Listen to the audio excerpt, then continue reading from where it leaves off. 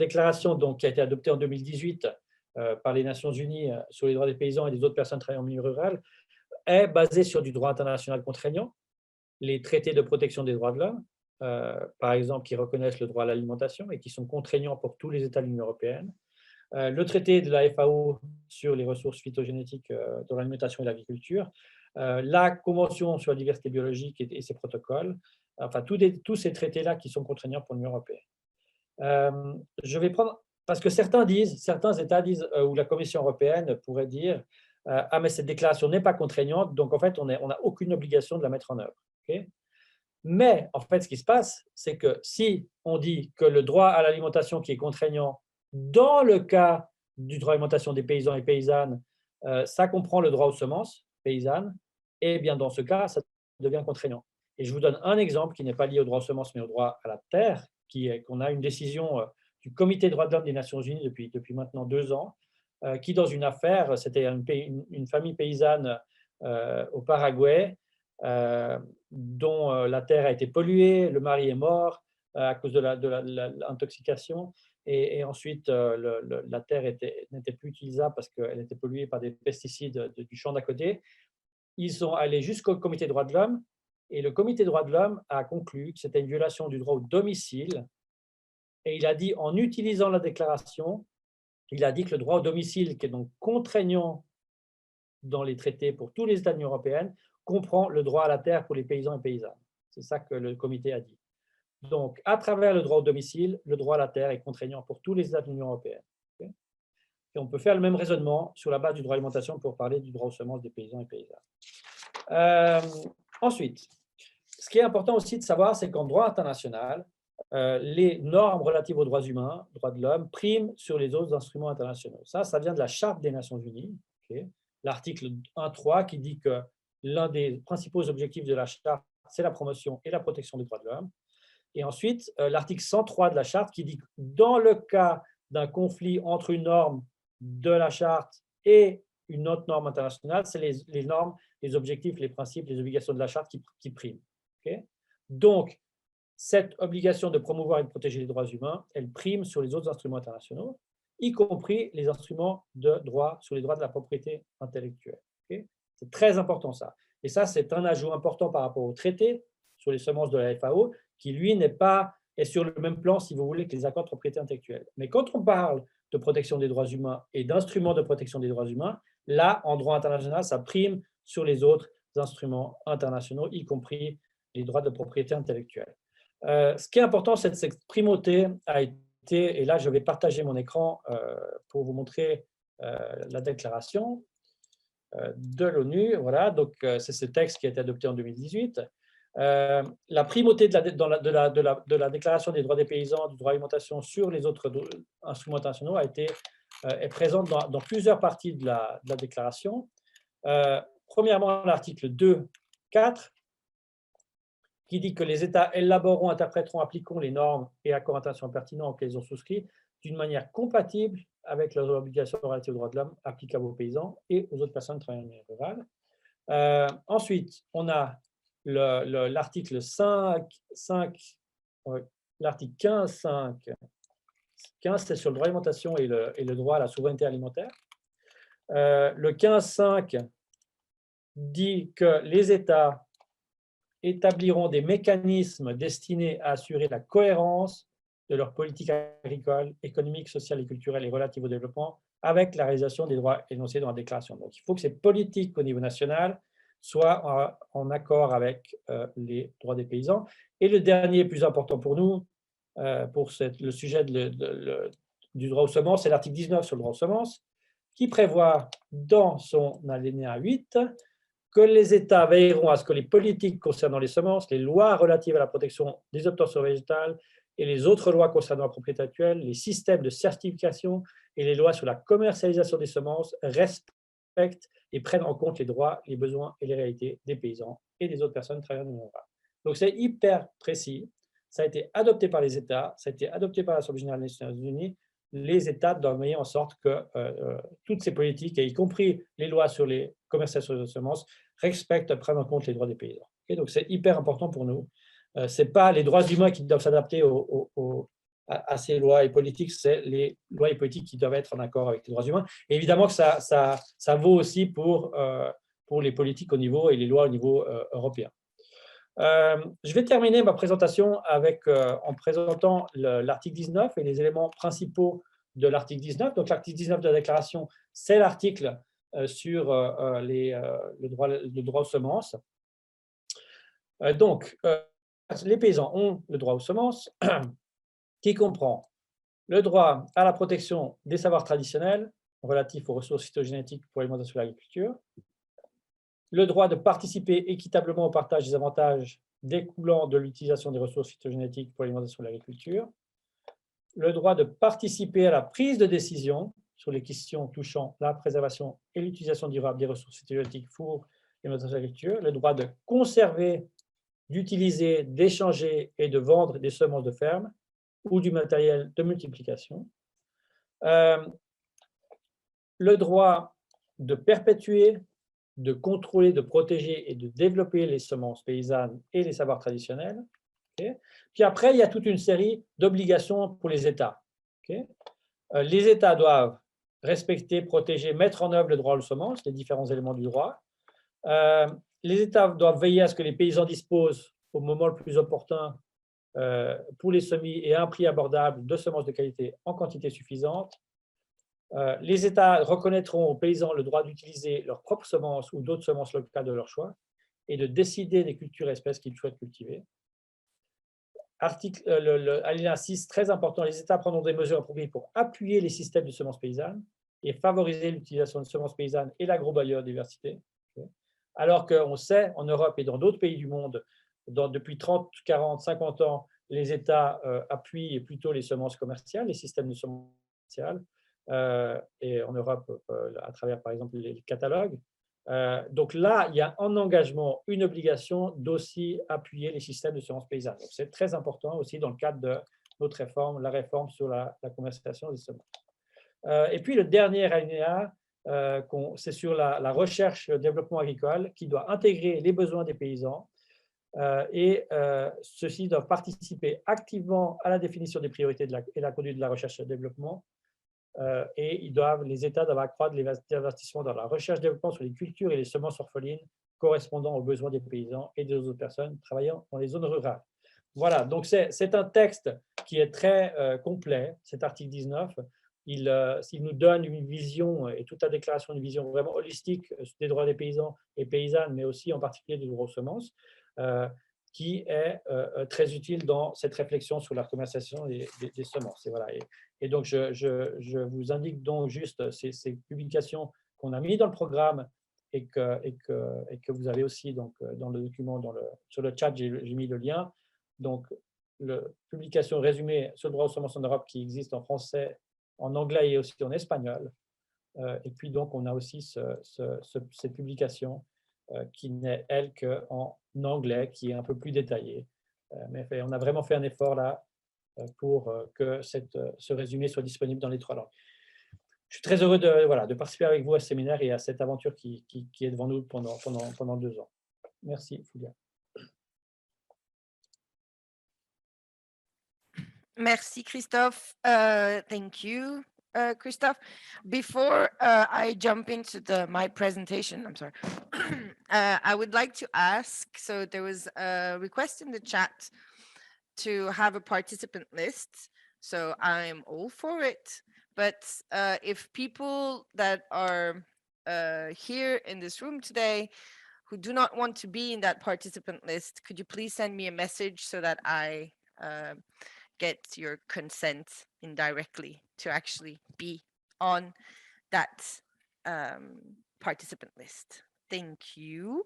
So without further ado, I will get into the nitty-gritty details of the seed marketing legislation and look at it in the view of UNDROP. There was also a problem with interpretation in the French booth where you were hearing also the original English. I hope that is settled. If it's not, please send a message through the chat and I'll try to sort it out while I speak. So my presentation will look at the rights mostly, and a little bit the obligations, but mostly the rights that have been recognized in the United Nations Declaration on the Rights of Peasants and people living in rural areas, and look at the future seed marketing reform through the lens of the declaration. So just a few words on the currently applicable seed marketing rules in the European Union. We have 12 directives that need to be transposed in 27 national seed marketing regimes. And I can't go to the boot. It's still mixed with English. I'm sorry, I'm just gonna try to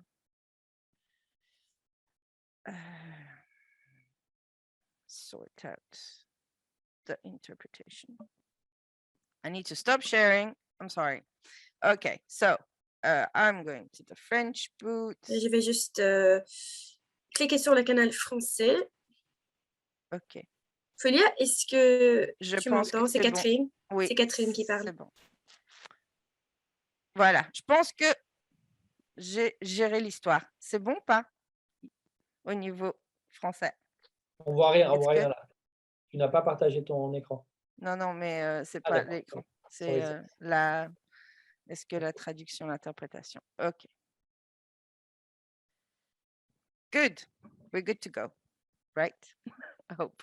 So we have 12 EU directives that are transposed in 27 seed marketing, national seed marketing regimes. Il y a toujours le même problème dans le canal français. Okay. What you need to do, so je vais parler en français comme ça tout le monde entend. Quand vous êtes sur le canal français, en fait, vous appuyez donc sur le canal, il y a une option qui dit que vous pouvez enlever le son audio original.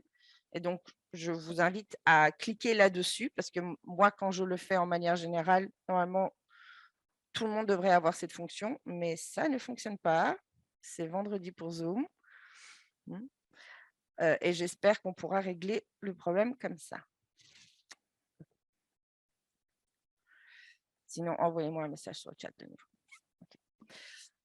Alors, so we have 27 national seed marketing regimes in the European Union. And the principles, so the general principles of these seed marketing laws is that in order to market seeds, so put seeds on the market, these the varieties of the seeds need to be registered, and they need to be registered according to criteria that have actually been taken from the world of intellectual property rights. And then you need to ensure that the seeds you sell from those varieties are good quality. You have strict production rules, especially so the concept of seed certification, which is mandatory for a lot of different crop species. You have labeling rules and control rules. This legislation, this piece of legislation was enacted mostly from the 1950s, 60s onwards in the European Union. And the entire idea is to ensure the identity of what is put on the market, because there is a so-called informational asymmetry. So when farmers or peasants buy seeds, they cannot know exactly what's in the package. You need to have access to quality seed, but on the outlines, the criteria that are chosen to ensure the identity and quality is driven by productivity objectives and a support for industrial agriculture. So in the 1960s, it's also the dawn of the Common Agricultural Policy. We're in an underproduction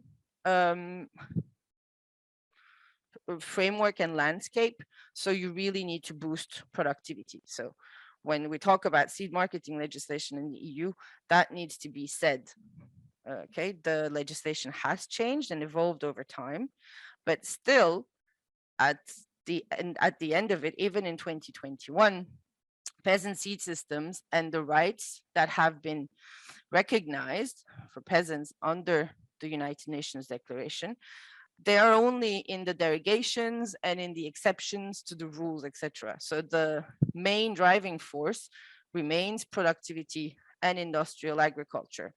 And in the derogation, so the space that is carved out for peasant seed system mostly comes, so the first comes from the fact whether the exchange and sale of seed between peasants is considered seed marketing.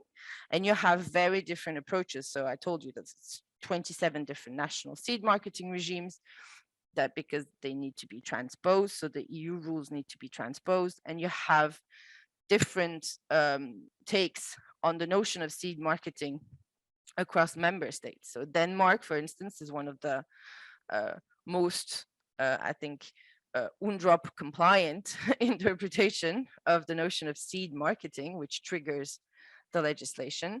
And Denmark considers non-commercial use, so the sale, exchange, use of seeds in a non-commercial setting, as not marketing, and peasant seed system are viewed as non-commercial.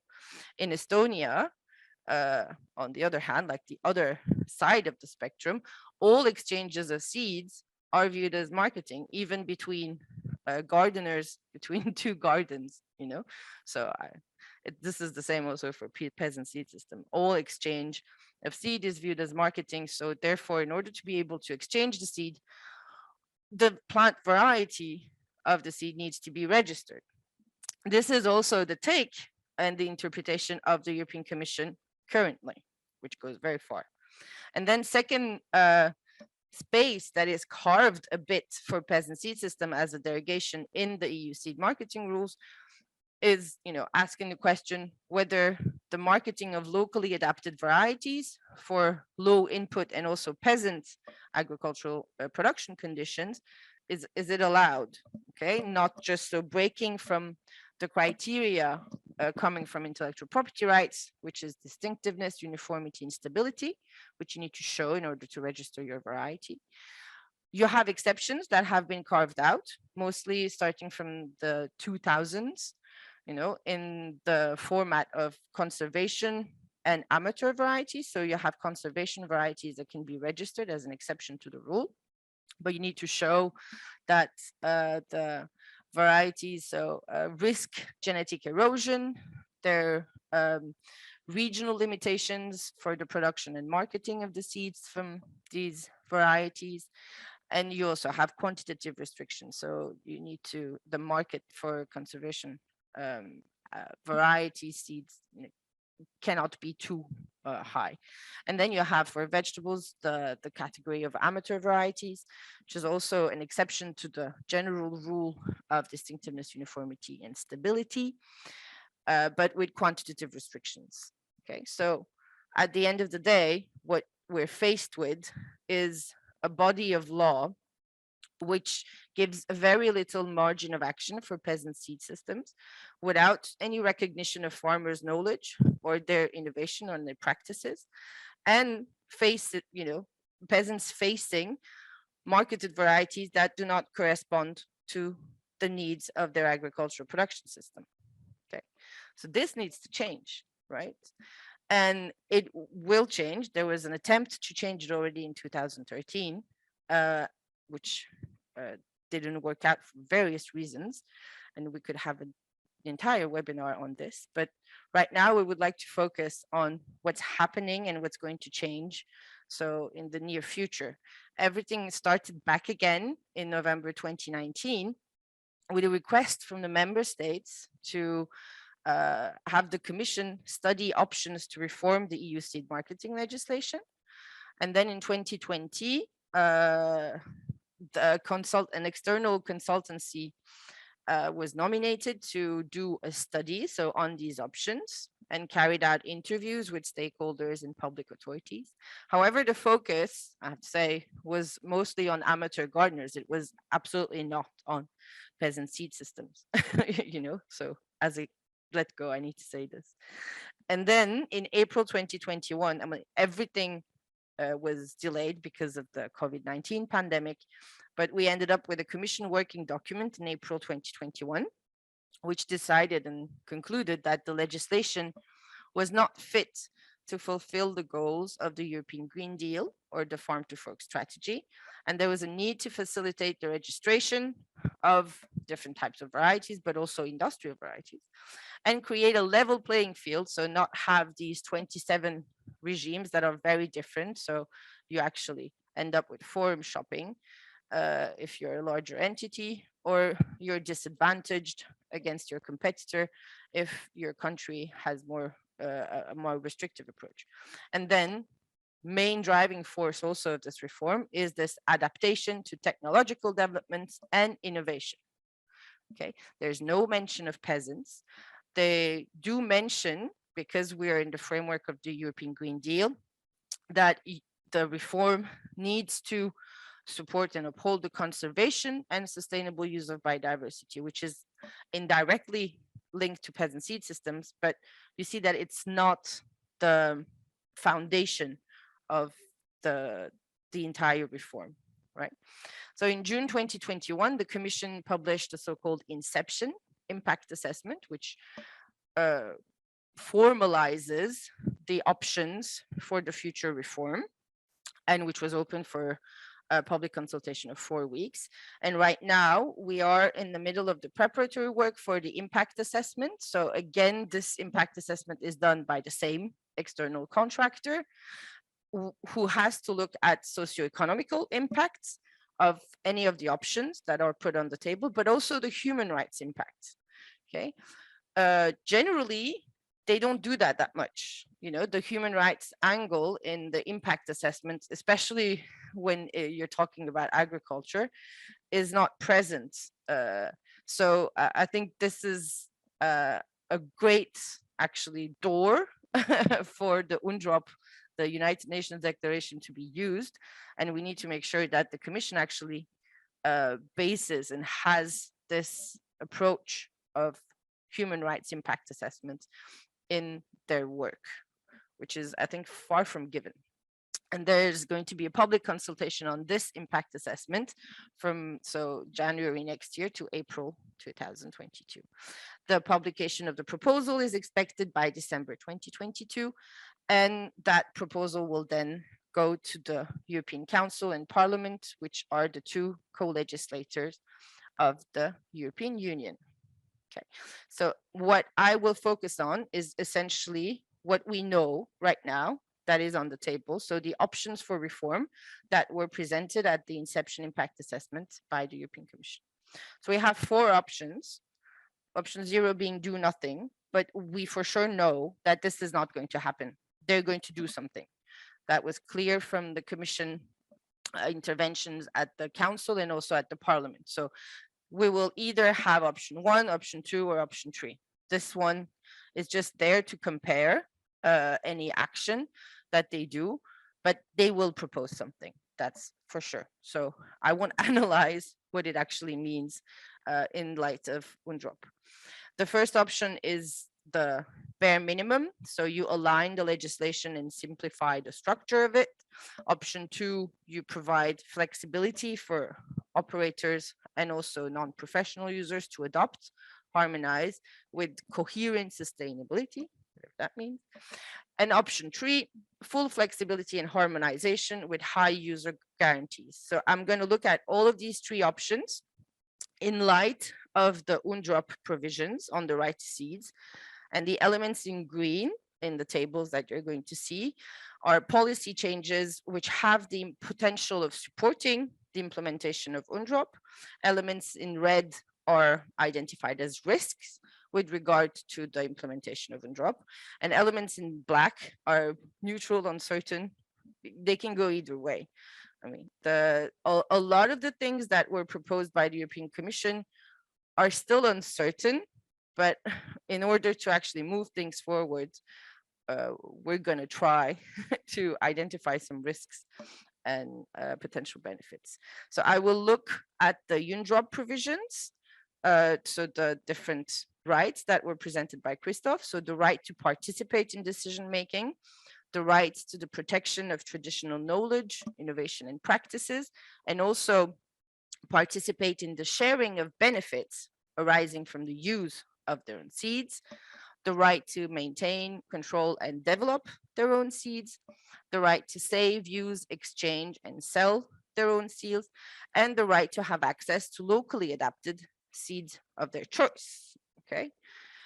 So the policy change, the first policy change that is foreseen by the European Commission in option 1, so legislative alignment, bare minimum, is essentially about aligning definitions and decision-making procedures. They don't say much, but it is clear that they want to give more power to the European Commission to adopt delegated acts, so without the participation of the European Parliament. In the adoption of delegated acts, there's very little peasant participation. Okay, so the Commission says that they consult stakeholders, but they essentially only consult the seed industry in a way, and the representatives of member states. So the peasants' participation in the adoption of delegated acts is almost null. So that's a huge risk. If you give more power to the European Commission to actually legislate through delegated acts, that right will absolutely not be implemented. And also, since you're giving more powers to the Commission, you have absolutely no idea, because it is a black box, because they will essentially decide everything after the directive or the regulation, so the legislative text is adopted. You don't know how it's going to impact the right to save, use, and exchange, or and sell, or the right to have access to locally adapted seeds. So this is a definite risk. The second policy change that they foresee is aligning and adding definitions on operators and marketing. This is also quite the risk, because if they actually say that maintenance, maintaining their own seed is marketing, or exchanging is marketing, they essentially destroy the foundations or make completely illegal the foundations of peasant seed systems. And since they want the member states to have much less flexibility than they have today, this will actually bring a lot of the positive developments we have seen in the next years really back, and there's also quite an important risk to see a mandatory registration for all operators, and that the European Commission sees all peasants and also even seed savers as operators. Okay, so that's a big risk. Third policy change foreseen is to align the regime of conservation and amateur varieties. Here we have some good news still, perhaps, let's see, that there's still a recognition possible of farmer selection of their right, so the right to develop their own seeds, and more opportunities perhaps for peasants who wish to do so to sell their seeds by registration, but still at least it's an opportunity. And also, since the regimes would be aligned, so the exceptions, the derogations would be aligned, you would have more locally adapted seeds on the market, perhaps. However, there's also this risk of seeing, so as I said, the peasants would be able to sell their seeds only if they can register the varieties, even with the derogatory system, but that would be the only chance to do it. And so what is the impact, of this registration? There's no benefit sharing for registered varieties according to the implementation of the Nagoya Protocol in the EU. So what does it mean? So then who could use it, and what happens at the end of the day? Then another policy change is to remove the duplication of inspections. So the GMO, the plant health, and organic controls would be aligned. We don't really know what that means, but it perhaps means that you're going to have less controls on organic actors and on plant health, which will be less administrative burden. But there's also a huge risk of watering down risk assessments for genetically modified organisms, which is a threat to the right to maintain control in developed peasants' own seeds. Then there's an increase of tasks under official supervision that is foreseen, which is a risk to see, more locally adapted seed on the market, because you're privatizing a public service in a way. And that privatization, SMEs won't have the same kind of access than larger companies to this opportunity. Then there's a very vague thing that is foreseen is about adopting measures to facilitate the mitigation of climate change and adaptation to it, and also, ensure the conservation and sustainable use of biodiversity, without saying what it is.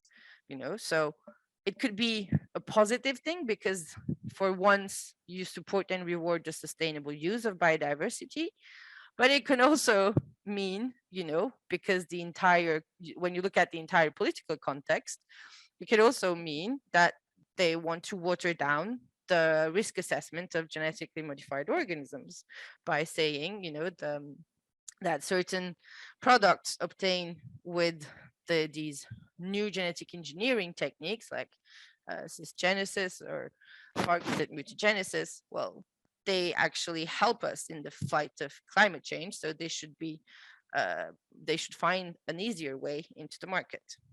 Then there's a last but least, the facilitation of registration of organic varieties, which is an added benefit because you would see more varieties adapted to low input conditions on the market. This is our baseline. So this is the option 1, the minimum that they will do. So essentially in the Commission's head right now, this will happen. Okay, so this is their main plan. And then they have either option 2, which is a more green friendly, as you're going to see, there's going to be a bit less red here.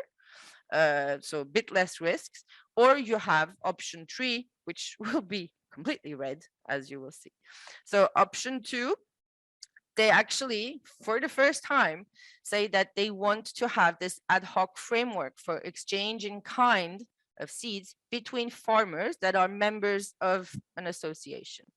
Okay, you could possibly include aspects of traditional knowledge and access and benefit sharing for the first time, perhaps, in this framework, in line with the United Nations Declaration. This will be a first. And there's also a recognition of the foundation of peasant seed systems themselves. However, even though this framework would allow the exchange of seed everywhere in all the EU member states, the Commission only talks about exchange, doesn't talk about sale. And it also talks about farmers that are members of associations, not peasants as such, as individuals who have the right to seeds according to Article 19 of the United Nations Declaration. So this creates a quite important discrimination. There's also in this option an exemption of the sale to amateur gardeners and seed conservation networks, which are defined as operators, quite strangely, to be honest, as operators that exchange and market seeds in limited amount with the main profit of non-profit purpose of conservation. Okay. So peasants can be members of these seed conservation networks. I mean, they are in essence already today. So that would allow them to market seed, not just exchange. But what is the aim of non-profit? What is the aim of conservation? And does operator, again, like option 1, mean registration, mandatory registration? Which criteria? No one knows. Then you have a modern and flexible registration system with seed production rules, label security, etc., with new technologies. They don't say what these new technologies are, but perhaps, I mean, if you want to wake up optimistically, this would allow the sale of peasant-owned seeds according to adapted procedures, that actually reflect their values and how they operate on the ground. And it would decrease barriers of entry to the marketing of seeds by smaller actors with less administrative burden. So at the end of the day, you would have more locally adapted seeds on the market. However, new technologies, we don't know what those are. And looking at the initial study that was done by the consultancy, there's a huge emphasis on biomolecular markers and digitalization, which completely opens the door to misappropriation. So if by new technologies, this is what they mean, the benefits will completely be watered down by the risk they create to the right to maintain control and develop their own seeds. And then you have a mandatory sustainability criteria in registration. This might sound very nice, but again, in the political context that it is used, because they want to also deregulate cisgenesis and targeted mutagenesis, and use this sustainability assessment to allow those the product of these techniques on the market. This thing will be used as a tool to water down genetically modified risk assessment organisms risk assessments at the end of the day. So it might seem nice when you read it, but when you analyze it in context, it's a risk. And then option 3, where you have full flexibility and harmonization. The legislation applies to all professional and non-professional users. So the fact that it applies to non-professional users doesn't impact as such peasant seed systems, except if you combine it with the strict interpretation of marketing as covering all movement of seeds within all professional and non-professional users, which is an option 1, then it essentially becomes completely red and destroys the foundation of peasant seed systems in a way. And then in this option, the derogation and exemptions would be kept to a minimum, and states cannot deviate. So you would have even less opportunity than today to exchange and sell varieties, so by peasants, and even less locally adapted seeds on the market because the rules are becoming stricter. And then they also want to include the seed marketing legislation into the official controls regulation, which has a notion of risk-based controls, which is at least nicer and less bureaucratic than it is today, but also involves public authorities other than seeds authorities, and with more centralized decision making. So at the end of the day, it could actually be more administrative burden and more rigidity in controls that we see today. So as a conclusion, what do these 3 options mean? So it's a mixed bag. You have interesting elements in there, but a few greens here and there, but numerous elements of concerns as well. The red parts cannot be neglected. So there's the importance of engaging with authorities on the implementation of UNDROP, whether on content, but also the legal implications and what the declaration means. So is quite important. So, and the fact that the impact assessment needs to look at the human rights impact of any legislative action gives that opportunity to actually act on this, and raising awareness of civil society on the holistic approach of UNDROP is a must to make that happen, so that the authorities actually take into account. So what we want to cover today, is what is beneficial, what is worrying, and perhaps also importantly, something I didn't talk about, what is missing.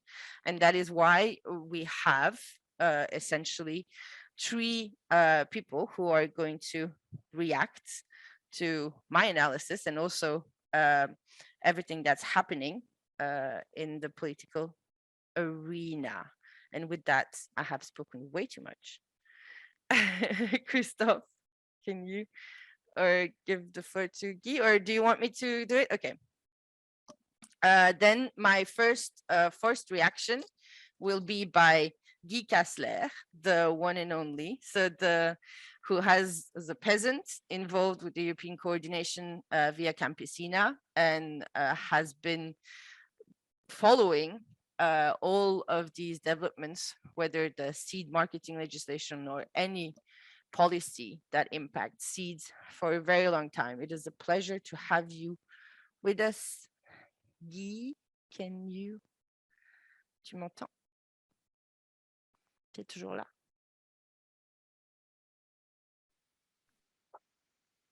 Oui, je suis toujours là. Bonjour à toutes. Salut, merci. Bonjour à tous. J'ai quand même toujours ce problème sur le canal français où on t'entend, toi, Foulia, autant que l'interprète. Et même en appuyant sur le bouton où tu as demandé d'appuyer. Mais bon, j'avais eu ton document avant, donc ce n'est pas un trop gros problème. Donc, d'abord, merci à l'Académie de Genève et puis d'avoir organisé cet échange et à Foulia pour sa présentation. Je reprendrai un petit peu dans le même ordre les catégories que tu as proposées, ça simplifiera la réflexion. Mais peut-être quelques éléments quand même de contexte avant. qui permettent peut-être de mieux comprendre dans quel cadre se situe cette proposition de réforme. On a eu quelque chose d'assez semblable il y a une dizaine d'années, avec en tout cas les mêmes objectifs. Aujourd'hui, on est dans un contexte beaucoup plus apparent de ce que certains appellent la troisième révolution du capitalisme, qui est la numéralisation généralisée de l'organisation économique et aussi la financiarisation, donc la numérisation de la concentration du capital. Je ne développerai pas ça, c'est assez visible. On est aussi dans un contexte où la Commission européenne a clairement affiché ses objectifs avec le pacte vert. Je rappelle que c'est un programme de la Commission, ce n'est pas encore un programme adopté par le Conseil ni par le Parlement. Donc certains font comme si c'était quelque chose de déjà définitif. Non, ce n'est pas encore définitif, ça reste à discuter. Les trois piliers de ce pacte vert qui ont été très clairement définis, notamment par le ministre français de l'Agriculture lundi dernier dans un webinaire organisé par la Commission, qui sont le numérique, la robotique et la génétique. Trois piliers auxquels il y en a rajouté un quatrième qui découle de cela, qui est le biocontrôle pour remplacer les pesticides. Ceux qui pensent que le biocontrôle, ça renvoie à l'agriculture biologique, je pense qu'ils seront vite déçus quand ils verront les OGM arriver aussi pour remplacer les pesticides. Et dernier élément de contexte, cette proposition de réforme de la réglementation commercialisation des semences arrive en même temps qu'une proposition de réforme de la réglementation OGM. Et ce n'est pas anodin puisque dans ces deux propositions, on retrouve les mêmes éléments de langage et aussi la même approche du vivant et des organismes vivants, donc des plantes ou des animaux et des micro-organismes, qui sont conçus comme des systèmes informatiques. Et pour ce qui est des plantes, des systèmes informatiques qui sont commandés uniquement par des gènes qu'on peut manipuler, comme les systèmes informatiques. Et donc, on voit que la complexité du vivant à laquelle nous, les paysans, nous sommes confrontés tous les jours et que nous accompagnons tous les jours, elle est réduite à une succession de choix binaires, on ou off, et donc il n'y a plus de complexité, quoi. Le monde vivant, c'est comme les mathématiques, on peut en faire ce qu'on veut. Je ne m'étendrai pas sur ce que j'avais déjà présenté il y a exactement un mois, au précédent séminaire, sur la différence entre le système semencier industriel, qui, comme tu l'as dit, Foulia, est à l'origine de la réglementation actuelle, mais aussi de son évolution vers le numérique. Donc, système industriel qui sépare, c'est ce qu'on appelle l'organisation industrielle du travail, ce qui est de la production agricole, d'autre part, ce qui est la sélection et la production des semences et leur commercialisation, donc la reproduction de la production agricole, et enfin la conservation des ressources génétiques, qui est une troisième catégorie, bien séparée des autres, sachant que les acteurs de chacune de ces catégories, qu'on appelle des opérateurs, sont aussi séparés les uns des autres. Un sélectionneur ne fait pas de la production agricole et réciproquement. Alors que les systèmes semenciers paysans, et je crois que c'est ça qui est important à souligner, parce que c'est une notion qui paraît nouvelle, en tout cas pour tous les interlocuteurs à qui je m'adresse, que ce soit au gouvernement, à la Commission, mais même nos partenaires, c'est la particularité des systèmes semenciers paysans qui ne séparent pas la sélection, la production des semences, la gestion dynamique des ressources génétiques sont entièrement intégrées dans la production agricole. Donc, on ne peut pas séparer ces activités, et donc on ne peut pas les faire rentrer dans les catégories réglementaires que propose la réglementation officielle, et c'est la raison pour laquelle la Campesina Europe demande de ne pas appliquer cette réglementation commercialisation des semences au système semencier paysan, donc de les exempter de l'application de cette réglementation. Je ne développerai pas ici, mais il en est évidemment de même pour les réglementations santé des plantes. Nous, on respecte la réglementation sanitaire de la production agricole, à condition que ces normes respectent nos pratiques d'agroécologie paysanne, ce qui n'est pas toujours le cas, mais on ne distribue pas des semences sur le marché mondial, donc on n'est pas concerné par le règlement sanitaire de la commercialisation des semences. Un élément nouveau qui est passé inaperçu, que j'ai découvert il y a peu de temps, il y a cette semaine, le 17 juin 2011, c'est pas vieux, la Commission a publié une directive d'exécution qui propose tout simplement d'utiliser les techniques biochimiques et moléculaires pour identifier les variétés.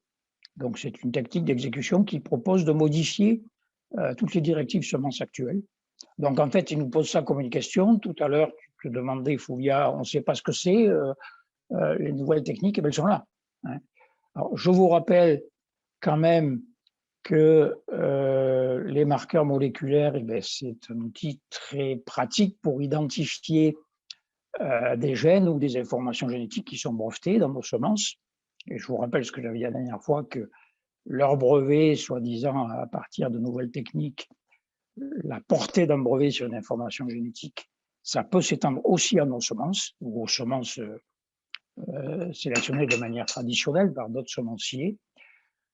Je vous rappelle que l'UPOF aujourd'hui a déjà adopté ces marqueurs biochimiques et biomoléculaires, donc ce qu'on appelle le phénotypage à haut débit, c'est tout simplement le QR code que nous connaissons tous aujourd'hui avec les nouvelles règles sanitaires sur notre smartphone qui correspond à la photo numérique.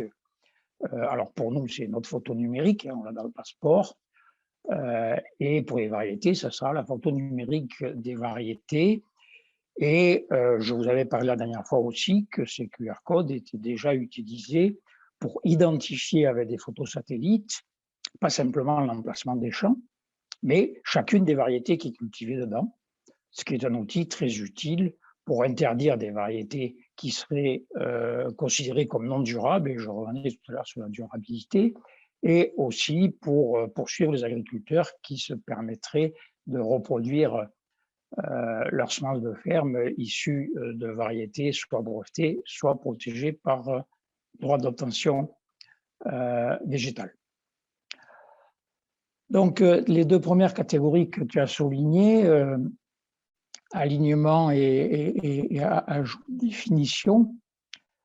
Alors, curieusement, la Commission a présenté donc son étude avec 3 options que tu nous as proposées tout à l'heure. Et puis, elle a mandaté un bureau d'études pour consulter les acteurs. Donc, moi, j'ai eu affaire à ce bureau d'études qui s'appelle ICE. Il propose 3 options.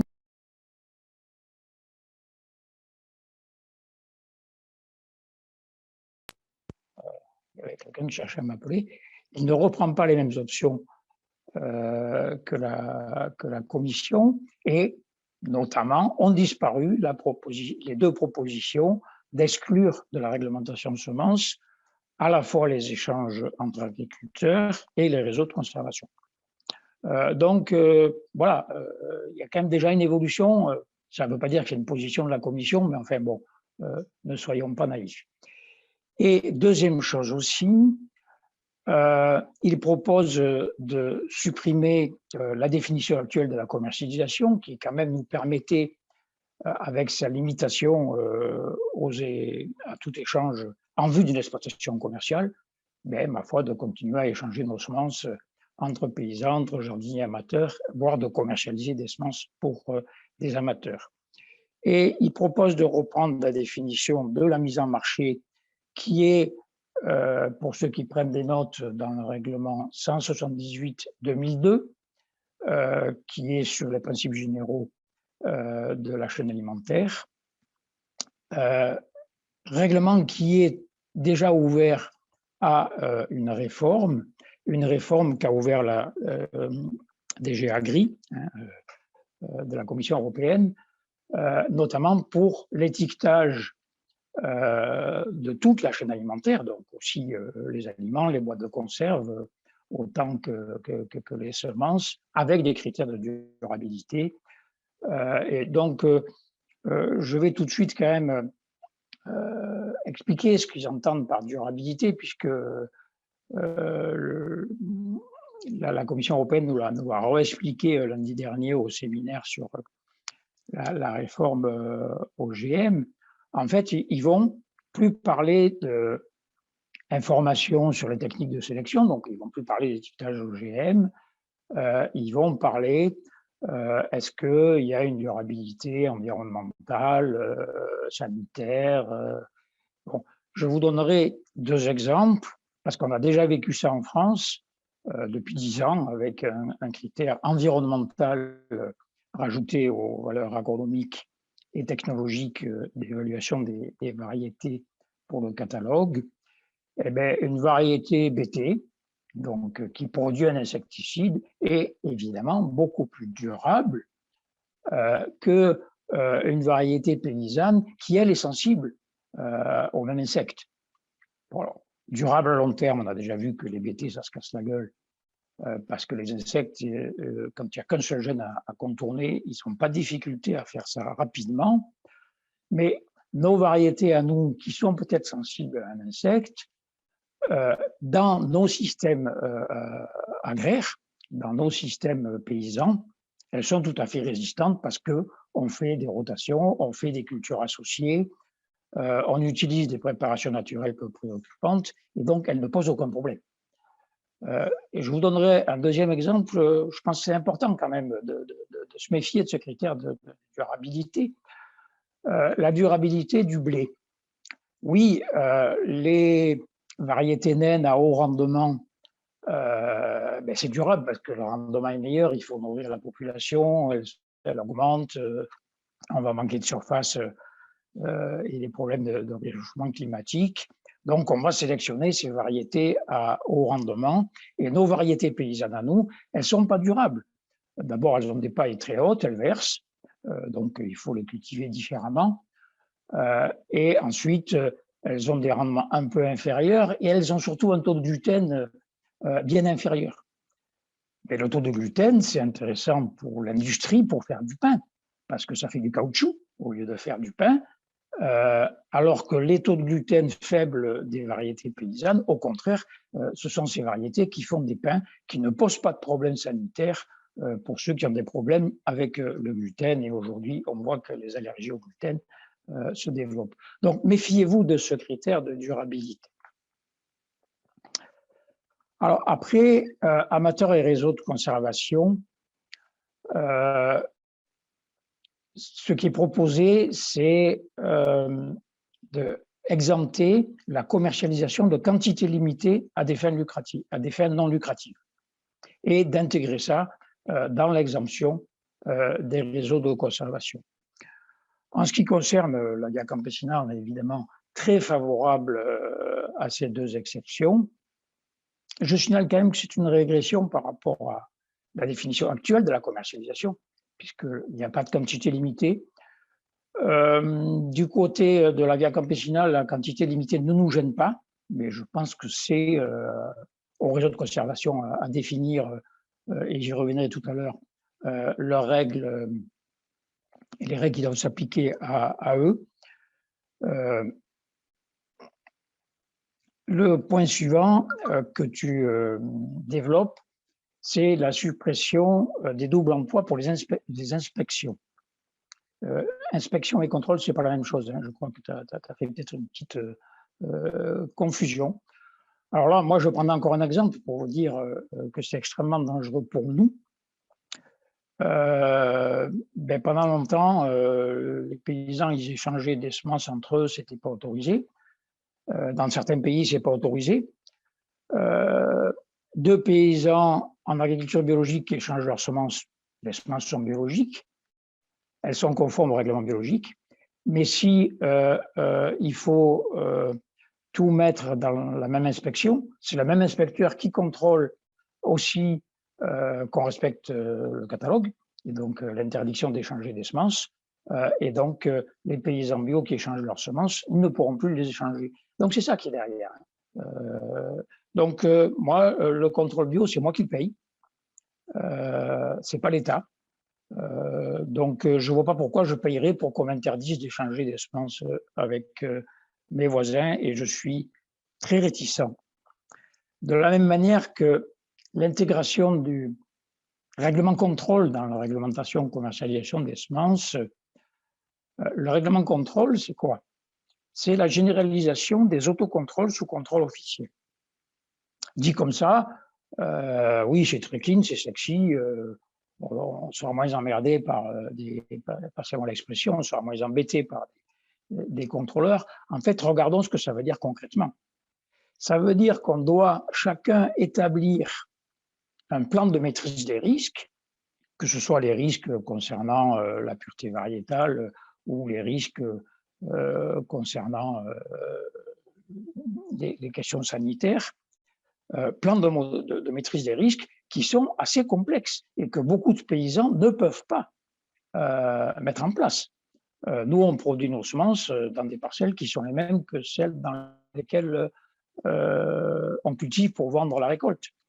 Eh bien, le plan de maîtrise des risques par rapport à la pureté variétale, ça demande de produire ces semences dans des parcelles séparées et suffisamment séparées quand il peut y avoir des pollinisations croisées. Et de la même manière, la multiplication des analyses, nous, on ne peut pas multiplier les analyses, on ne vend pas des quantités énormes sur le marché mondial, donc c'est complètement aberrant. Et donc, on va nous demander de faire ces autocontrôles chez les opérateurs privés qui, eux, ont des plans de maîtrise des risques agréés. Et donc, peut-être pas les agriculteurs, mais les petits semenciers, on va leur demander d'aller faire les tests d'évaluation de leur variété chez Monsanto ou chez Bayer, puisque maintenant c'est les mêmes, parce qu'eux, ils ont des parcelles qui ont été agréées.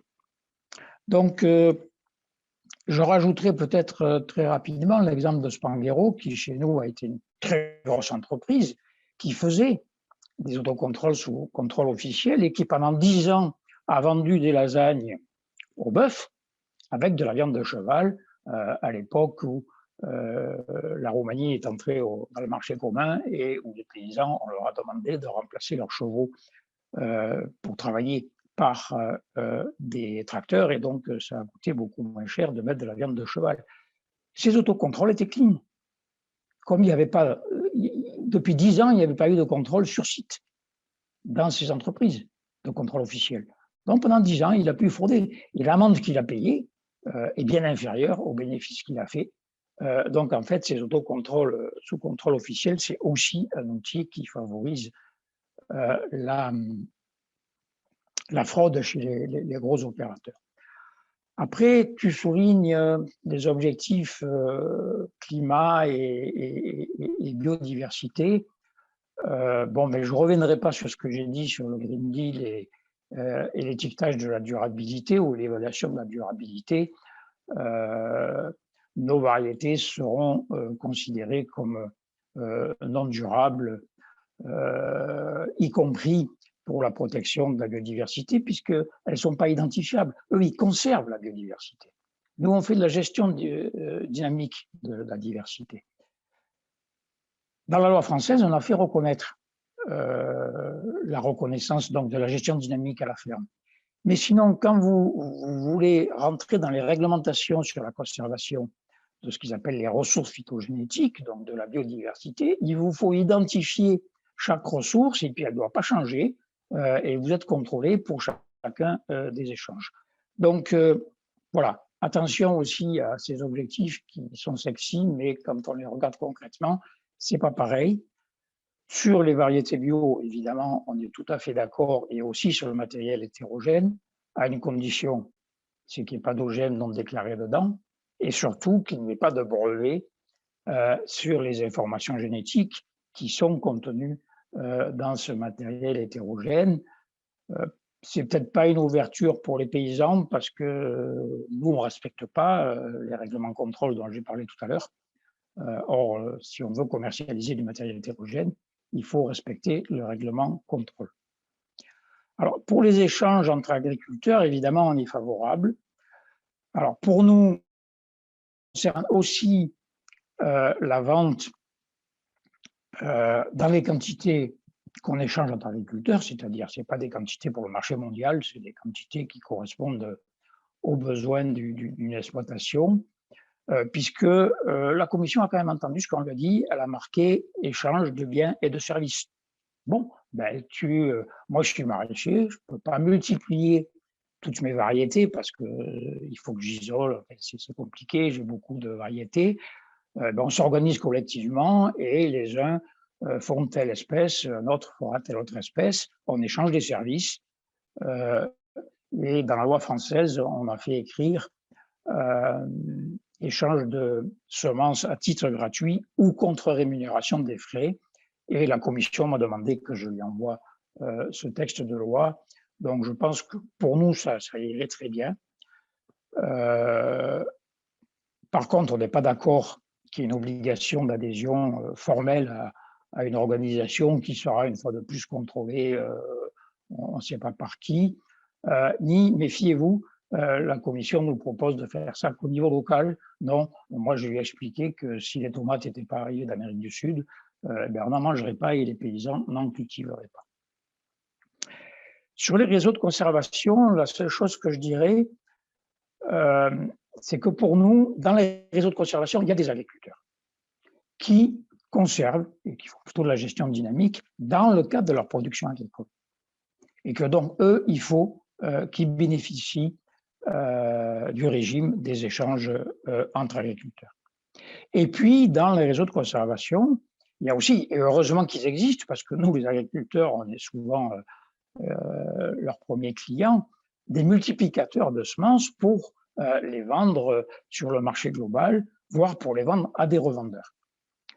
Nous, on est tout à fait d'accord qu'ils soient exclus des obligations actuelles du catalogue, parce que ça ne va pas du tout. Par contre, on demande un minimum de garantie sur ce qu'ils commercialisent. Les quantités limitées, là aussi, nous ne nous dérange pas, mais alors pas les petits sachets. Les quantités limitées correspondant aux besoins d'un agriculteur, peut-être pas de l'agriculteur qui a 800 hectares, mais au moins d'un agriculteur petit ou moyen. Mais on demande des garanties minimum sur l'identité. Bon, au moins l'espèce, c'est évident, mais les garanties d'identité, je l'avais déjà dit, je crois, la dernière fois, pour nous, ce qui est important, c'est l'origine, le lieu de multiplication, l'année de production, sont des et le mode de culture, quand on a produit ces semences, sont des indicateurs bien plus importants pour nous que les caractères qui demain seront génétiques ou biomoléculaires de l'UPROF. Le taux de germination nous paraît important et les normes sanitaires adaptées à nos modes de culture. Alors, il y en a qui font de la chimie, normes sanitaires pour la chimie, mais il y en a qui font de la bio ou de la biodynamie. Ça serait bien que les normes sanitaires soient adaptées à ces modes de culture. La flexibilité que tu soulignes après, ça renvoie aux nouvelles technologies dont j'ai parlé tout à l'heure et au QR code. Je pense qu'on est en train de rentrer dans une nouvelle ère de dictature numérique. On connaît ça pour la circulation des personnes, en tout cas en France. Moi qui ne suis pas vacciné, je ne peux plus circuler. Mais voilà, ça va arriver aussi pour nos semences. Et le dernier point, c'est la durabilité. J'y reviendrai pas. Je rajouterai juste un point que tu n'as pas abordé, sur lequel nous, via Campesina Europe, on insiste beaucoup, qui est l'information sur les procédés d'obtention de toutes les variétés. Pas uniquement de ceux qui le catégorisent OGM, parce que déjà, ils veulent en enlever beaucoup, mais même dans ceux qui aujourd'hui n'est pas étiqueté OGM, il y en a qu'en bio, on ne veut pas. Par exemple, ce qui est issu de fusion cellulaire entre espèces compatibles, on veut passer en bio, on veut savoir qu'il y a eu de la fusion cellulaire. Aussi, certains refusent, notamment Nature et Progrès, on n'y arrive pas parce qu'on n'a pas l'information, mais tout ce qui est issu de mutagénèse aussi sur graines, et pas uniquement in vitro, là, on espère que ça sera étiqueté OGM. Donc, ce dernier point que je voulais souligner, je vous remercie. Merci beaucoup, Guy, pour cette perspective hyper intéressante et cette analyse point par point de la mienne. Je vais changer, bien sûr, mon tableau. On va changer notre tableau avec Christophe, je pense. Et maintenant, I will give the floor then to Riccardo Bocci, Director of Rete Semirurali Network in Italy. Thank you so much for being here, Riccardo. Yeah.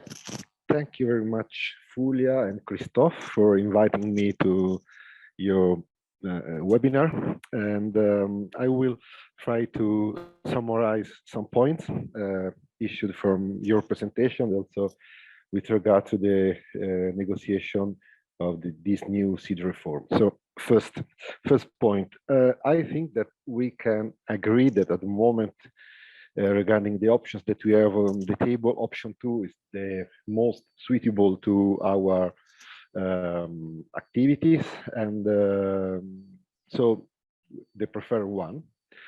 And what we have to have in mind regarding the new seed legislation and the points that maybe we can ask, in my opinion, are 3. So we have to poser 3 questions. D'abord, nous devons demander plus de flexibilité. Il faut qu'il y ait plus de flexibilité dans le contexte de la nouvelle législation. Cela veut dire que nous avons besoin d'un espace pour la diversité. And the third point that I think that we have to, let's say, put on the table is that we have to maintain seed quality for farmers. So we don't have to we have to remind ourselves that seed regulation is based for seed quality for farmers and not for competition among seed companies. So we need to find a way to have pour garantir la qualité. For farmers.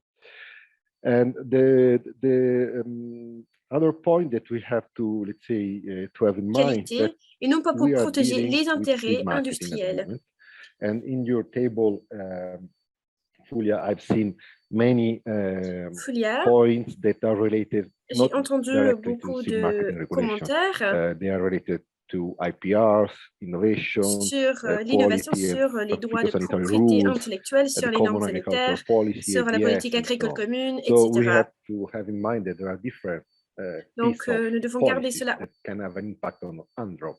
We can have a common vision about that, but then we have to address the right question to the right people. And so we cannot ask the seed reform to deal with IPR, just to give an example. Second point, objectives that we have, in my opinion, to, let's say, negotiate within the new seed reform. So first of all, to define activities that out of the scope of the regulation. We have that point in option 2. Guy said that maybe in the new impact paper from the Commission, they will delete these points, but I think that it's important that we all together, we maintain this point of activities that are out of the scope. Second point, we have to find a place at the moment through delegation for simplified procedure for registration. Could be something between conservation varieties, heterogeneous material, I don't know, but I think that we have to maintain to find a way to identify simplified procedures. For farmers varieties, peasant varieties, we have Switzerland as an example, and I think we can make some suggestion on that. The third point was also raised by Guy before. We have to fight to have in all the new seed regulation, transparency and traceability of breeding methods. That will be very important. I think that we can have also a lie on that, but we have to know how the varieties that we have on the market have been bred in order to adopt them or not. Fourth point, organic varieties, and then a discussion that I think we have to do within the organic movement and organizations. In my opinion, we have to have a VCU system not mandatory for organic. There should be the possibility to adopt or not VCU for agricultural species,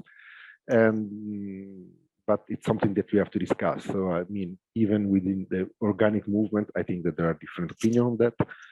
And the last point regarding the negotiation on the new seed regulation is that we have to include the population within the horizontal regulation.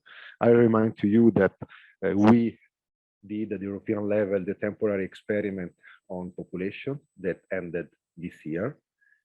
And after this temporary experiment, we didn't have any specific directives on population. We just have the heterogeneous material, but it's something different and only for organic.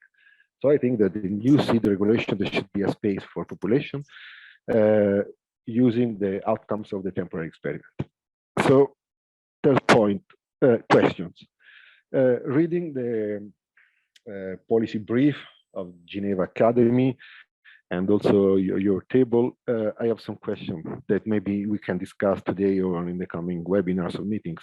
First of all, we have, according to me, to better define the right holders, the actors. Who are peasants or farmers we are talking about? I mean, when we are talking, just to give an example, when we are talking about participation, asking for more participation of farmers, of course, member states, commission, they can say, look, we have Copa-Cogeca with us. At least in Italy, farmers are all involved in all the main decision from Minister of Agriculture, but of course they are the usual farmers union.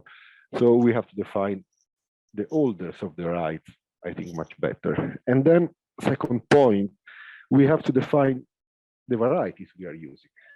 I think that still in the policy brief, you have kind of confusion about Nagoya Treaty. So according to me, varieties that we are using, at least at the position of the Italian Seed Network, are within the treaty system.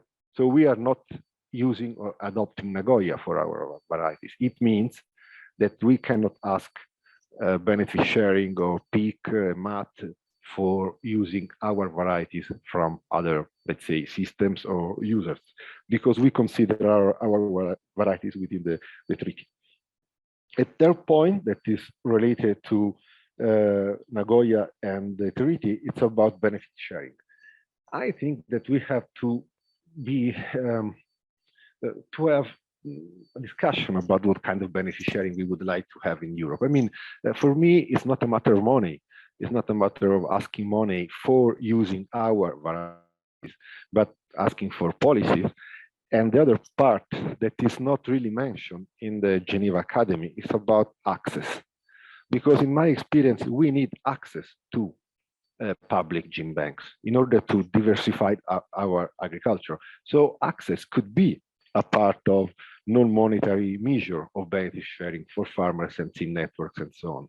And we have to work on that, because gene banks, public gene banks, can be our allies, on that issue.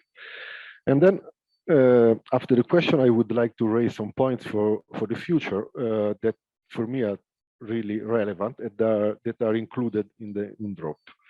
The first one, it's about point 19.6. Supporting peasant seed systems and promote peasant seeds and agrobiodiversity. It's something that we can develop, not within the seed marketing reform, but maybe within seed and food policies, because we need to diversify our agricultural and food system. And so this point for me, it's really relevant for, let's say, negotiating policy at national and European level. And maybe much more relevant and not really even this point related to seed marketing is 25.3, that is about participatory breeding and innovation.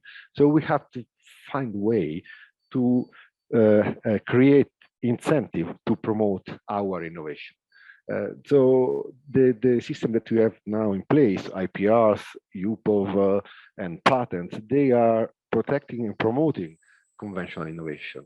So we don't have only to be worried about protecting our varieties, but to promote our informal, or let's say, participatory from breeding innovation systems, because we don't have any policy on that, any public policy promoting this kind of innovation. And that's something that we have to deal for the future. Yeah, and that's all. Thank you very much. Thank you very much, Ricardo, for all of these comments, and also for pushing us forward further in our reflection. I know the problem of interpretation is not fixed in the French booth, but our interpreters have kindly proposed to listen to the recording of the webinar and record themselves interpreting it in French, which we will then circulate to you in French at a later date. I'm very sorry, we can't fix it. I don't know why. But we have found a solution, at least, to make you follow the webinar in French. And without further ado, so I will present to you our last reaction. So it's from Magdalena. Okay, wait there. I need to remove the spotlight.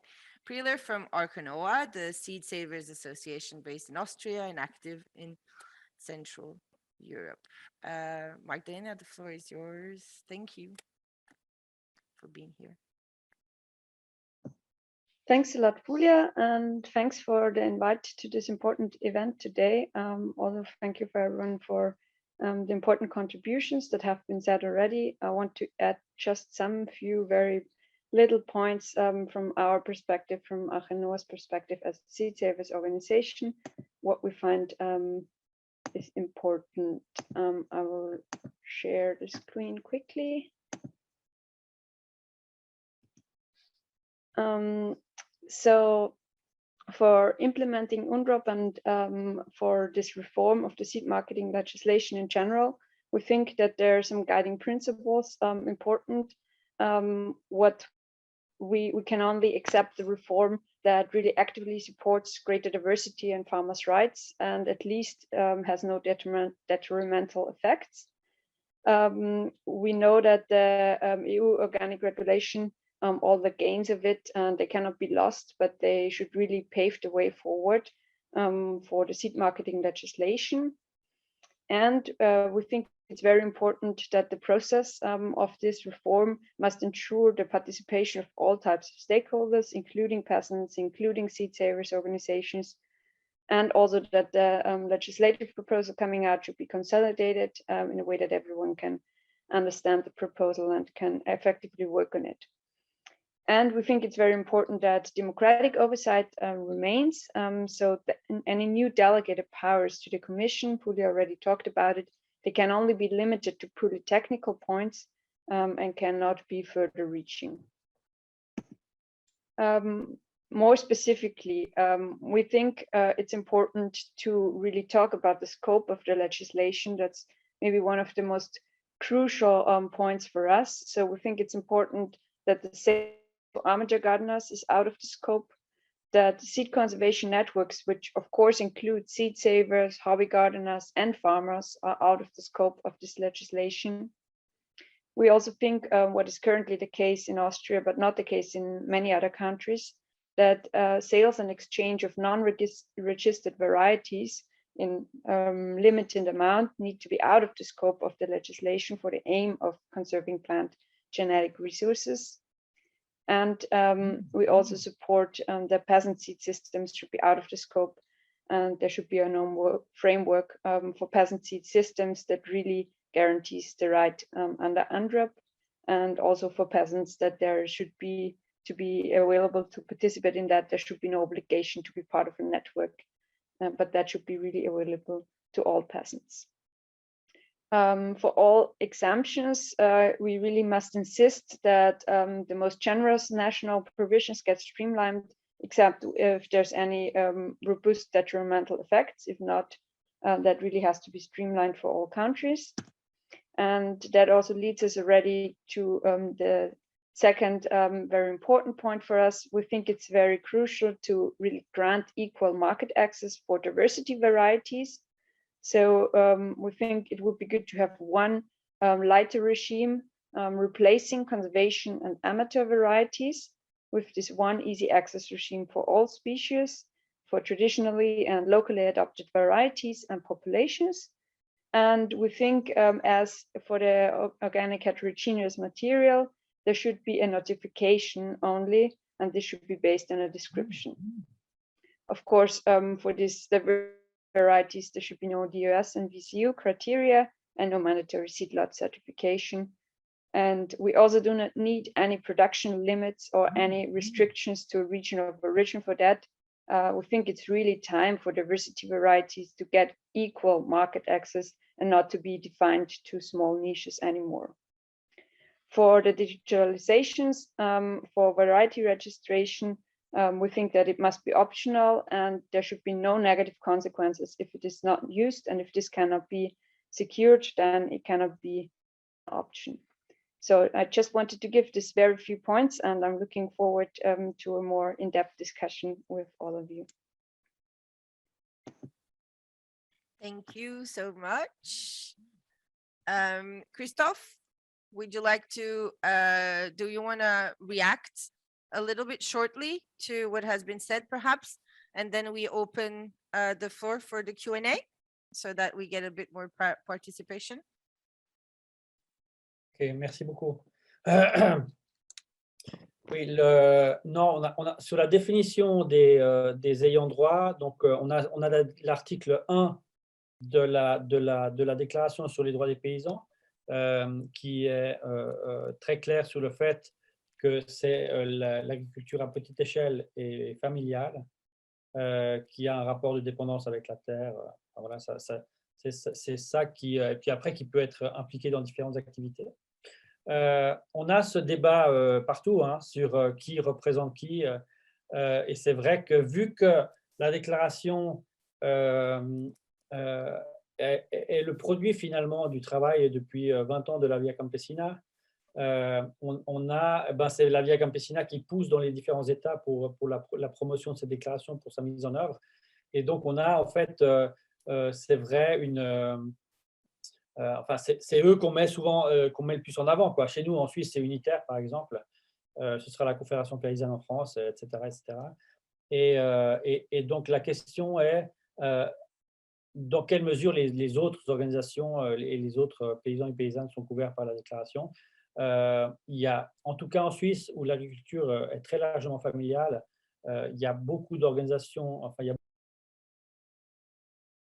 de paysannes qui sont couverts par cette déclaration, même s'ils ne sont pas dans... Christophe, on ne t'entend pas sur le canal français. J'ai changé. Normalement, c'est bon. Parle. Ok. Autrement, tu fais juste désactiver, puis vous... Est-ce que tu m'entends maintenant sur le canal français?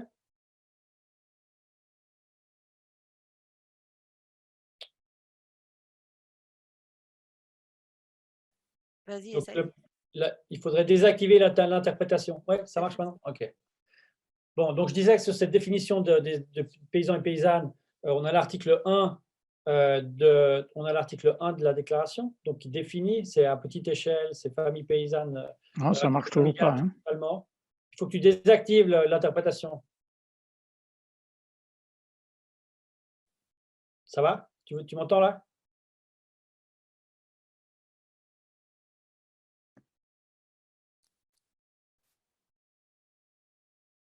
Guy, ou alors tu peux arriver dans la salle générale où il y a écrit off, interprétation off, et là tu entendras Christophe.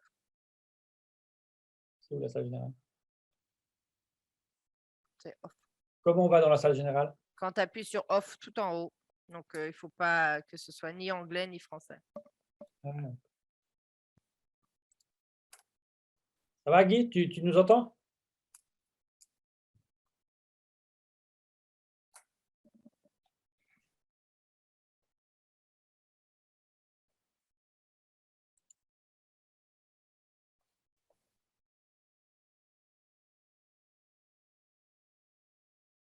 Bah, tu peux continuer, je pense, Guy. Mais je vais gérer ça avec Guy directement. Ok, d'accord. Donc on a cette question partout et Et donc, il faut, mais en tout cas, ce qui est vrai dans tous les cas, c'est que Copa-Copagène au niveau européen et d'autres organisations qui sont membres dans les différents États européens, en Suisse, on a l'Union suisse des paysans. En tout cas, on ne peut pas dire qu'ils représentent tous les petits paysans d'Europe ou bien de Suisse, évidemment. Donc, quand on parle de la déclaration sur les droits des paysans, on est assez solide avec la définition des droits des ayants droit. Et donc, c'est exclu que cette participation n'inclut pas le ECVC et les organisations paysannes européennes. Voilà. Maintenant, voilà, c'était la question qui me concernait le plus. Voilà, cette question. En fait, moi, on était en Roumanie il n'y a pas très longtemps, enfin maintenant c'est un petit moment, mais il y avait une consultation des ministres de l'agriculture de l'Union européenne. Et c'était exactement ça. Ils étaient avec Copa-Copagène, ils étaient là, Copa-Copagène, ils participaient à la réunion, pas ECVC. Donc, par rapport au droit à la participation de la déclaration, c'est problématique et c'est une violation du droit à la participation des paysans et paysannes qui ne sont pas seulement les petits paysans qui sont de Copa-Copagène, mais aussi ou l'organisation familiale, les ressources familiales dans Copa-Copagène, mais aussi les membres de CVC. Voilà. Merci, thank you. Could we have also some questions and answers? So if you have questions, you can either raise your hand as an attendee or ask, so use the Q&A function. So I see Michelle has one, so Michelle, you can ask your question, yes. Well, it's not really a question, but I was really surprised and really terrified by the way the concept of durability has been interpreted according to what Guy has been saying, because here we have really a complete change of meaning of the term durability, because durability is in the context of an environmental context, and the way it's being used is more to become a near synonym to stability in the current legislation. And I think this is a very worrying aspect, because basically the meaning of terms is being changed, and it completely turns the discourse upside down, in fact. And the other thing, I mean, Ricardo in particular was talking of defining varieties, and I think indeed we need to go to demand new definitions of varieties, because everything now is based on this industrial framework with this idea of dust criteria, which are totally inadequate. Because as soon as you don't have homogeneous and stable varieties, you go into degrees of more or less stable, more or less homogeneous. And this has no scientific basis, because we have so many species, so many varieties. Depending on the species you're talking about, the notion of variability, of stability or homogeneity can be completely different. You know, it's really, you really have to go to the ground, and it would make much more sense to talk of varieties that are stable and homogeneous on the one hand, and on the other hand, population variety, and then go into more scientific investigation to see how this criteria of stability and homogeneity actually manifest themselves in reality. Okay, these are two semantic points I wanted to make. Thank you very much, Michelle. I mean, it's the lawyer in me, but you know as well as I do, like plant variety is not defined in the seed marketing legislation. No? It's defined in the intellectual property rights legislation, so on plant variety protection. So the concept of a plant variety, it's a legal concept, and what you're explaining is actually a much more complex, you know, concept when you're talking about peasant varieties. So that's why I usually I don't like talking about peasants varieties, because that's not what they are. they don't correspond to this legal concept. Absolutely. Built for intellectual property rights. Okay, so we have also a question from Joséphine. Normally, you should be able to ask it. Yes. Oui, vous m'entendez? Oui. Parfait. J'aurais aimé avoir quelques explications, en tout cas quelques réflexions peut-être sur la législation organique. Je pense que il y a la dernière réforme de 2018, il y a cet article 12, si je ne me trompe pas, qui permet de déroger aux critères des BUS pour les variétés hétérogènes, si je ne me trompe. Je me demanderais si on pourrait avoir vos pensées, votre opinion là-dessus, et ce que ça représente pour les variétés paysannes, même si ce n'est pas le bon terme. Voilà, merci beaucoup. Je peux dire 2 mots. Et puis Guy, tu en avais parlé aussi, si tu veux aussi peut-être en parler. Et Ricardo aussi, je pense que vous voulez utiliser le régime notamment. Donc peut-être qu'on peut vous donner la parole. Donc juste 2 mots de contexte. Donc le règlement bio a été négocié pendant très très longtemps. Ça a pris du temps. Et les articles sur les semences, ça faisait partie des provisions qui étaient les plus controversées, entre guillemets. Et c'est une grande avancée parce que on part carrément, on casse le joug et l'approche qui est dominante dans les règles de commercialisation générale. Donc, c'est une dérogation totale à l'enregistrement obligatoire d'une variété et aussi la certification donc, obligatoire des semences, okay, donc, au niveau de la production. Et comme Guy le disait, donc, il y a plus d'informations qui sont vraiment utiles, qui seront mises sur le label, donc sur l'étiquette du matériel hétérogène biologique, notamment le lieu de production, la méthode de production, l'historique un peu de ce matériel. Ça, c'est le matériel hétérogène biologique qui pourra être mis sur le marché sur base d'une notification à partir du 1er janvier 2022.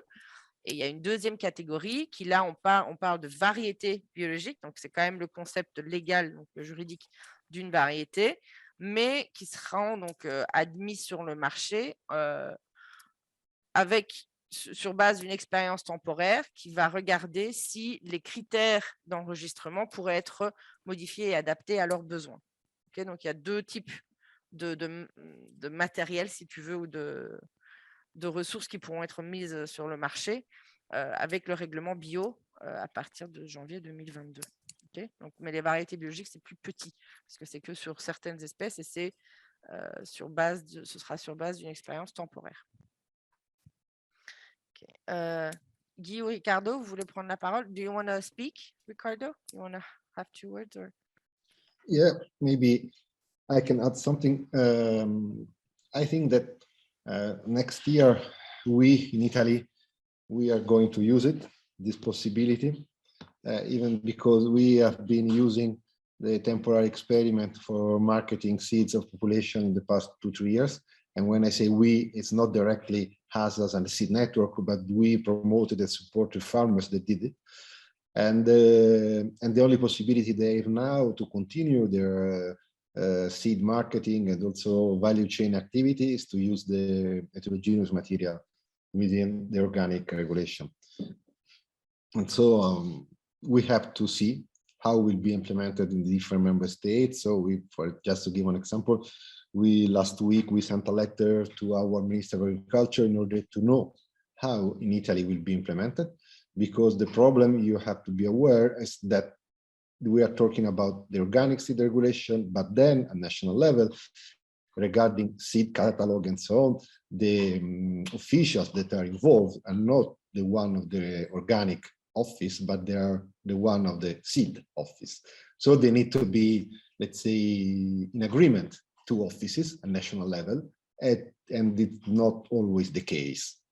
Just to give an example, in Italy, they are not talking each other. So that could be a problem. Yeah.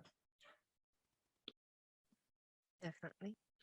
Guy, tu veux ajouter quelque chose ou Oui, je peux dire très rapidement, mais je n'ai pas tout entendu parce que le temps que je change de canal à chaque fois. Pardon. il m'a manqué le début de la question et il m'a manqué le début de l'intervention de Ricardo. Bon, pour nous, c'est une ouverture et qui correspond au droit des paysans de disposer sur le marché de semences adaptées à leur système et d'une plus grande diversité de semences. Par contre, contrairement à ce qui a été dit par beaucoup, ce n'est pas une avancée sur le droit des paysans d'échanger et commercialiser leurs semences, tout simplement parce que, j'en ai parlé, le règlement contrôle ou la maintenance y compris du matériel hétérogène, sont des pratiques que nous ne faisons pas, au contraire. Nous, notre matériel, en fait, ce n'est pas du matériel, c'est des populations. Elles évoluent et donc, non, nous, on veut pouvoir échanger et vendre nos semences dans un cadre complètement différent. Merci, Guy. Susanna had a question. I have allowed you to talk, Susanna. It should work. Yeah, thanks. Does it work? I hope. Yeah. Hello to everybody. I have actually an information and two questions. The information is about we are trying to make UNDROP better known in the German government. They are trying not to listen, and it's very hard to convince them to listen. And thank you very much to Christoph, who helped a lot with the arguments. For example, how to that human rights have a priority over everything else. I think it's also in the Human Rights Charter, right? The Article 103. But anyway, yeah, we are trying, and it will be hard. Of course, we'll try also with the new government that is coming up next week or week after. So, and the questions are, one is about community-supported agriculture, CSAs. Has anyone thought about how they can deal with the PRM legislation if they produce seeds? This form is now has a real boom in Germany. Several hundred new CSAs have formed in the past years, and many of them are many years old already. So it's not just a short-term thing, and it helps small farms to survive. It's a very important movement, and people are that involves lots of people who are using it, and so the political aspect to it is very important. So that was one question, and the other one is the names of traditional varieties, and if they are if traditional varieties are notified at the official authorities, what does it mean exactly? Does it mean that only a certain form of this variety is allowed to carry this name, or is any because traditional varieties have lots of different genetic forms, and so that should remain, that possibility. Yeah, that's the second question. Thank you, and thanks for organizing this. Thank you for the questions. Maybe I'll try on the denomination of varieties, because this was debated a lot in the discussions on organic heterogeneous material, and at the end of the day, we don't really have anything on the denomination of organic heterogeneous material. You know, it's identified not through its name, but through all of the information that will be on the label and that is provided in the notification. So it's a layer of information that will allow it to be identified and not the name. So just to give an example, the Wakelins population is quite a famous one, which will be most probably notified a lot, but quite quickly, or the Solibam populations in the EU. So you can have a Wakelins from a specific region because it has been selected and produced like in, I don't know, the Walloon-Brabant here in Belgium, and you can very well have a Wakelins from Ireland, Clark, whatever, you know. So I think we can't say anything yet about this idea of traditional variety notification because we haven't seen the text, it doesn't exist. But if it follows the principle of the organic heterogeneous material, it should also be okay and reflects this diversity that it also exists, you know, and adaptation to local conditions. And this is also why I like the point a lot of Guy saying this is not about just conserving as is, you know, it's not about just having a static gene bank in the fridge. Okay, you want to conserve certain identity, but at the end of the day, it's not just about that. It's also about sustainable use and dynamic management and allowing for this material to evolve, you know. So if you call it, maybe we should first also get in line. So you said traditional varieties, it's the idea of having just conservation varieties, or is it having something else that also evolves and adapts to climate change, you know? And that is what the Commission has to reflect on, like what is the goal of this legislation and which tools then do I put forward according to this goal? Is it conservation as is? Is it dynamic management that allows evolution? And the tools will be different, whether you choose, you know, you want to support one or the other.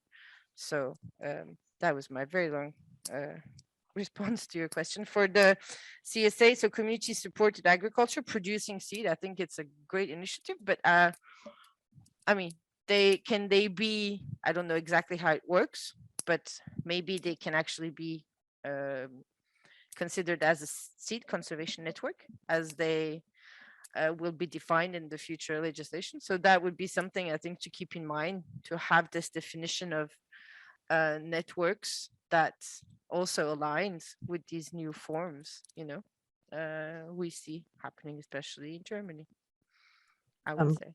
Could I ask again about, sorry, I forgot. Yeah. Has to come back, sorry. Okay, no maybe I can just say a word about what you said about the position of Germany. Yes, it is Article 103 of the UN Charter, the United Nations Charter, okay, adopted in 1945. Okay, and then it's important to know that there is someone in Germany who could be an ally, who is an ally.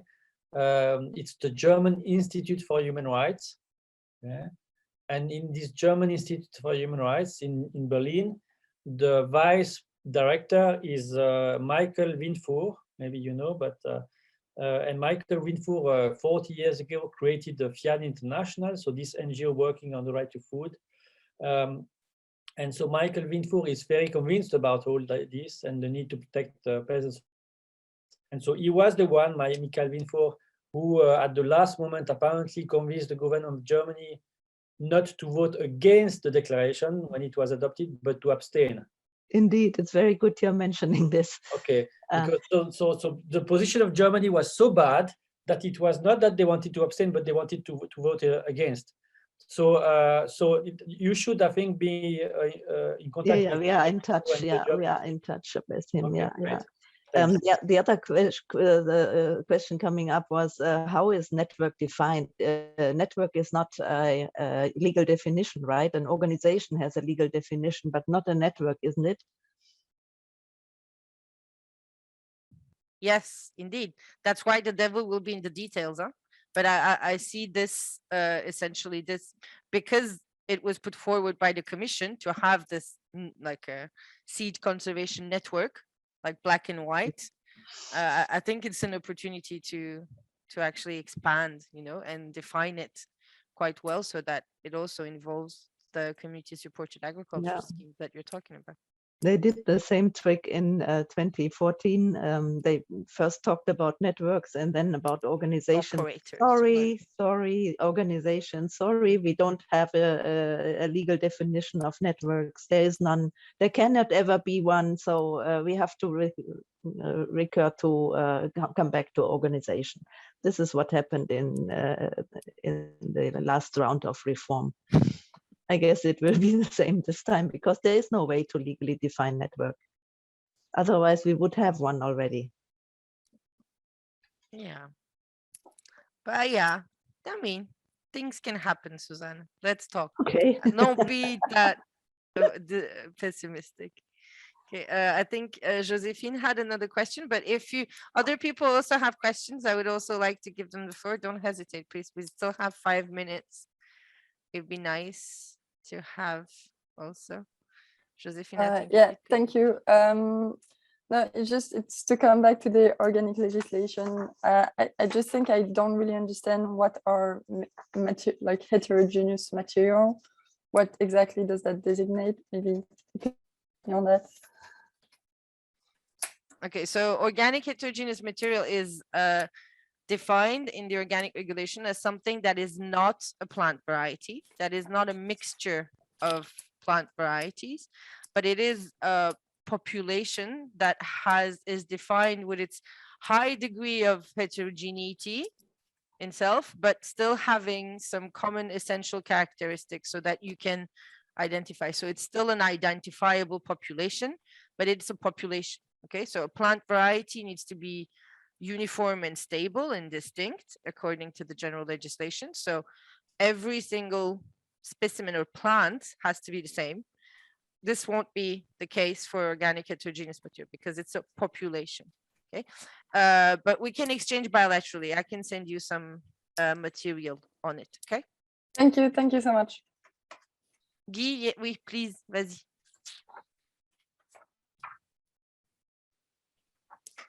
Oui, merci. Je voulais juste revenir sur la question de Suzanne concernant les dénominations. Je vous donnerai 2 exemples qui sont sur les dénominations d'origine protégée, mais c'est la même chose qui va se poser pour l'enregistrement. On a par exemple une dénomination qui s'appelle haricot tarbé. Tarbes, c'est une ville en France. C'est une population de plantes conservées par des paysans qui cultivaient du haricot dans les champs de maïs. Très grande diversité, et quand ils ont voulu enregistrer leur variété, on a mis un chercheur, et puis dans toute cette diversité, ils ont travaillé pendant 2 ans, puis ils ont choisi un type qui en plus était issu de croisements de plusieurs types de cette variété. Et il a été enregistré par la dénomination, pour la dénomination. Et donc aujourd'hui, qu'est-ce qu'ils font les agriculteurs qui conservent et gèrent de manière dynamique cette variété de haricot tarbé? Ils sont tous hors la loi, parce qu'ils n'utilisent pas ce type qui a été enregistré et ils conservent même leurs semences avec une grande diversité qui ne correspond pas à ce qui est enregistré avec la dénomination. Et si vous les vendre en utilisant la dénomination, ils sont dans l'illégalité. Donc, je crois que là, il y a un gros problème. Pour l'instant, ces paysans-là, on ne leur interdit pas de le faire, mais bon, ils sont dans l'illégalité. Il y a un autre problème, c'est que maintenant que cette variété est enregistrée au catalogue, elle est protégée par une dénomination d'origine. Donc, tant qu'elle est protégée par la dénomination d'origine, on ne peut la cultiver que localement. Mais si elle n'est pas protégée par une dénomination d'origine, le catalogue ne protège pas les dénominations d'origine, demain, un très gros paysan pourra faire du haricot tarbé n'importe où en France ou en Europe, inonder le marché. Et ce collectif de paysans qui est à l'origine de cette population de haricots tarbés, ils vont faire faillite parce que une production industrielle leur fera faire faillite. Et donc, la vraie population ou variété paysanne d'origine, elle va disparaître. Donc, je crois que ce problème-là, il faut vraiment qu'on en discute avant d'accepter qu'on enregistre de ce que certains appellent des variétés paysannes. Je préfère dire population paysanne. Julia, Ricardo, yeah. may I add something? Yes, of course. Just from what Guy presented now, that it's part of our discussions since long time in our networks across Europe, the area of origin. Because as mentioned, Guy mentioned now, we have a problem of markets of products derived by seeds. And what we are fighting in Italy is to maintain this idea of area of origin with regard to production of seeds of conservation varieties, just to give an example. So we can avoid with this what was just mentioned by Guy, the fact that the haricot or tarbé can be cultivated, grown, and produced by farmers that are outside the area of origin of that variety. And this fact is not against evolution, but is against unfair competition on the market. So we can have evolution of the varieties by access to the variety for research, activities, participatory plant breeding, and so on. But market, we have to take care of that. Yeah, and we have to avoid unfair competition.